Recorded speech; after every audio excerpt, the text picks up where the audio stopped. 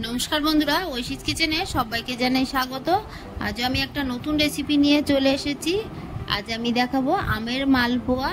আমরা তো অনেকভাবেই মালপোয়া খাই। একবার আপনারা বাড়িতে এই আমের মালপোয়া বানিয়ে খেয়ে দেখবেন কতটা সুস্বাদু হয়, কতটা নরম হয়েছে। দেখুন, প্রথমেই আমি একটা মিক্সার জার নিয়েছি, তার মধ্যে দিয়ে দিলাম 200 গ্রাম সুজি। এরপর দেখুন, দুটো আম আমি দিয়ে দেব।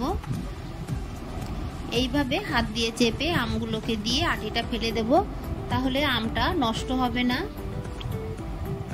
আমি হিমসাগর আম দিয়ে করছি, আপনারা চাইলে অন্য আম দিয়ে করতে পারেন, তবে হিমসাগর আমে স্বাদটা বেশি ভালো লাগে। দেখুন, দুটো আম আমি চেপে শাঁসটাকে নিলাম আর আটিটাকে ফেলে দেব। আপনারা বাড়িতে একবার হলেও বানিয়ে খেয়ে দেখবেন এটা কতটা ভালো লাগে। আমি যে কাপ মেপে সুজি নিয়েছি ওই কাপেরই 1 কাপ দিয়ে দিলাম জল।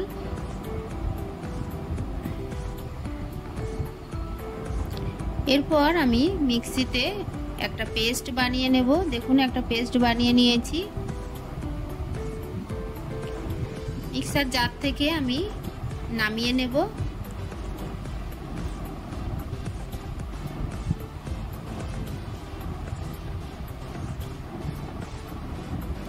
এই আমের সময়ে একবার হলেও আপনারা বাড়িতে এই আমের মালপোয়া বানিয়ে খান, দেখবেন বাড়ির সবাই আপনাকে বারবার এই আমের মালপোয়া বানাতে রিকোয়েস্ট করবে। পরিষ্কার করে আমি সবগুলো নিয়ে নিলাম। এরপর এর মধ্যে দেখুন আমি দিয়ে দিচ্ছি ময়দা।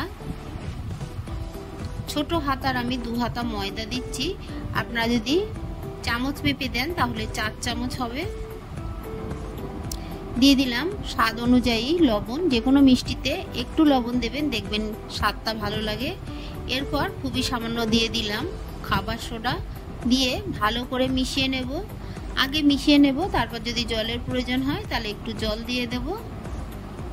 আমি মিক্সার জার ধোয়া জল অল্প একটু এর মধ্যে দিয়ে দেব। খুব বেশি জলের প্রয়োজন হবে না।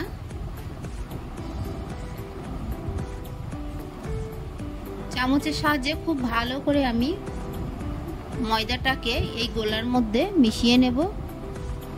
ভালো করে আমি মিশিয়ে নিলাম। এরপর দেখুন, গ্যাসে প্যান বসিয়ে দিয়ে সাদা তেল গরম করতে দিয়েছিলাম।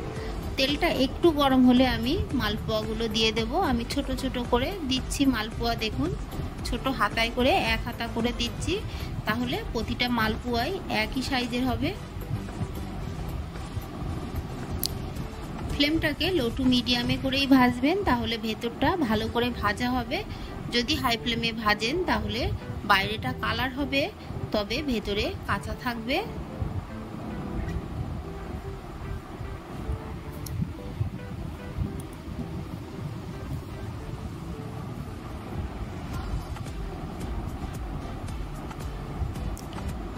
কিছুক্ষণ আমি এইভাবে রেখে দিয়ে তারপর উল্টে দেব।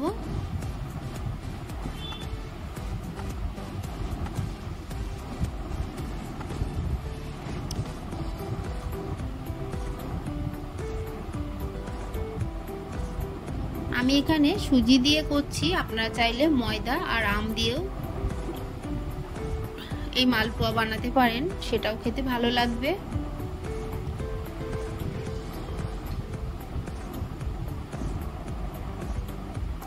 মালপোয়াগুলো খুবই নরম হয়েছে, তাই হালকা হাতে আমি উল্টে পাল্টে মালপোয়াগুলোকে ভেজে নেব।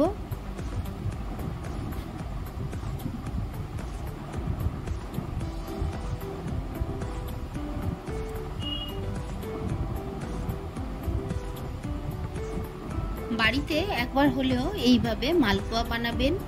তারপর আপনাদের কেমন লাগলো আমাকে কমেন্ট করে জানাবেন।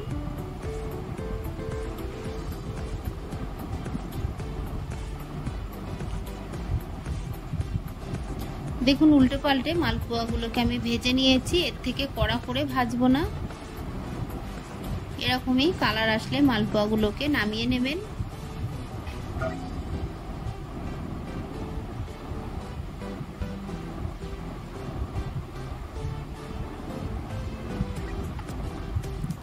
এই তেলের মধ্যে বাকি মালপোয়াগুলোকে দিয়ে একইভাবে ভেজে নেব।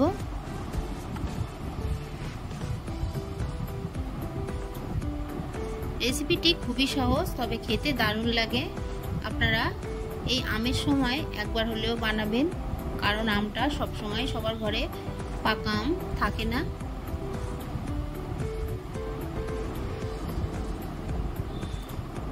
শেষের বাকিটুকু দিয়েও আমি 3টে মালপোয়া হবে করে নিলাম।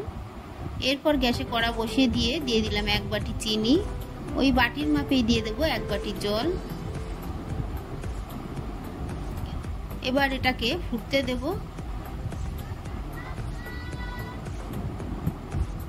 দিয়ে দিলাম 2টো এলাচ। এলাচটাকে আমি একটু ফাটিয়ে দিয়েছি, দিয়ে ভালো করে একটু নেড়ে দেব, দিয়ে ফুটতে দেব। বেশ কিছুক্ষণ দেখুন আমি ফুটিয়ে নিয়েছি। এটা খুব বেশি ঘন হবে না, একটু চিটচিটে হলেই ফ্লেমটাকে আমি অফ করে দেব। একতার বা দুতার করবেন না, একটু চিটচিটে হলে গ্যাসের ফ্লেমটাকে আমি লো করে দিয়ে ভেজে রাখা মালপোয়াগুলো দিয়ে দিলাম।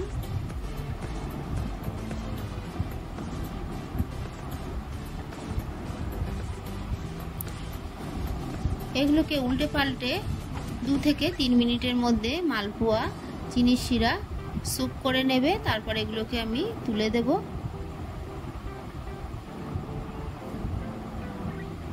এটা বানানো যতটা সহজ, খেতেও ততটাই সুন্দর। আপনারা বাড়িতে বানাবেন।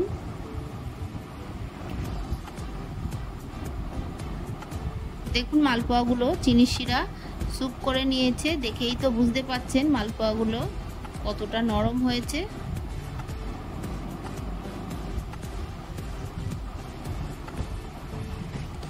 প্রথমেই আমি আপনাদের ভেঙে দেখিয়েছি মালপোয়া কতটা নরম হয়েছে।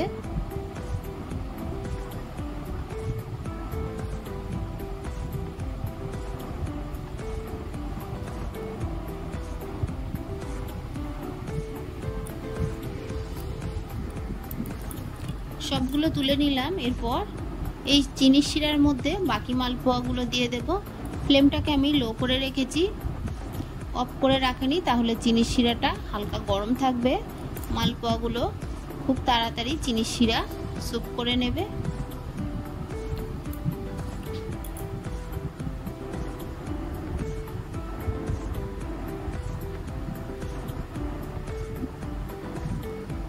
দেখুন এগুলোকেও আমি তুলে নেব।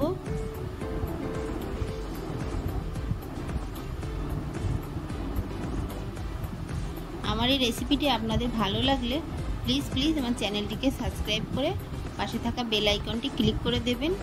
তাহলে আমি যখনই কোনো নতুন ভিডিও ছাড়বো আপনাদের কাছে পৌঁছে যাবে। পাশে থাকা বেল আইকনটি ক্লিক করতে ভুলবেন না। সব মালপোয়াগুলোকে আমি তুলে নেব। আমার এই রেসিপিটি আপনাদের ভালো লাগলে প্লিজ আমার চ্যানেলটিকে সাবস্ক্রাইব করে পাশে থাকা বেল আইকনটি ক্লিক করে দেবেন। তাহলে আমার নতুন ভিডিওর নোটিফিকেশান আপনাদের কাছে পৌঁছে যাবে। রেসিপিটি ভালো লাগলে একটা লাইক করতে ভুলবেন না। রেসিপিটি কেমন লাগলো কমেন্ট করে জানাবেন। ভালো থাকবেন, সুস্থ থাকবেন। আবার দেখা হবে পরের ভিডিওয়ে। পুরো ভিডিওটা দেখার জন্য অসংখ্য ধন্যবাদ।